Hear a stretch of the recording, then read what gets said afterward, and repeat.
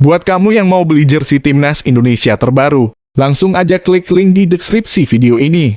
Dan nikmati promo gratis ongkirnya. Buruan sebelum kehabisan. Mohon subscribe channel ini dulu, supaya gak ketinggalan berita terbaru Timnas Indonesia. Timnas Indonesia versus Afrika Ghana di laga uji coba jelang Piala Dunia U20 tahun 2023.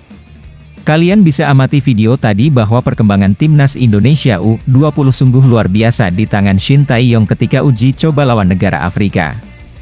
Apalagi ditambah dengan banyak pemain keturunan yang bisa menjadi kekuatan Timnas di Piala Dunia nanti.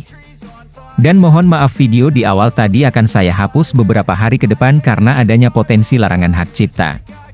Di sisi lain, proses naturalisasi 3 pemain keturunan untuk Timnas Indonesia U20 di Piala Dunia U20 tahun 2023 terus berjalan. Ketiga pemain tersebut adalah Justin Hubner, Ivar Jenner dan Rafael Struijk. Utusan PSSI yang mengurus proses naturalisasi, Hamdan Hamidan, mengabarkan perkembangan perpindahan kewarganegaraan ketiga pemain itu untuk menjadi WNI. Hamdan mengatakan bahwa proses naturalisasi ketiganya sedang dibahas oleh Kementerian Sekretariat Negara sebelum menuju tahap selanjutnya. Dokumen 3 pemain tersebut sudah berada di Kemensetnek, ujar Hamdan dalam akun Instagramnya, Hamdan Hamidan, Jumat, 10 Februari 2023.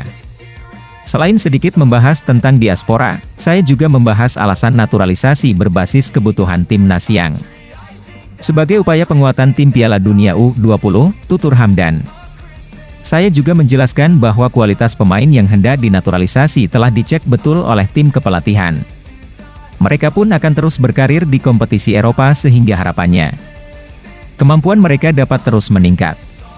Dan goal utamanya adalah dapat membantu meningkatkan prestasi Timnas, baik dalam konteks ranking FIFA atau membantu Timnas meraih trofi atau target tertentu, imbuhnya.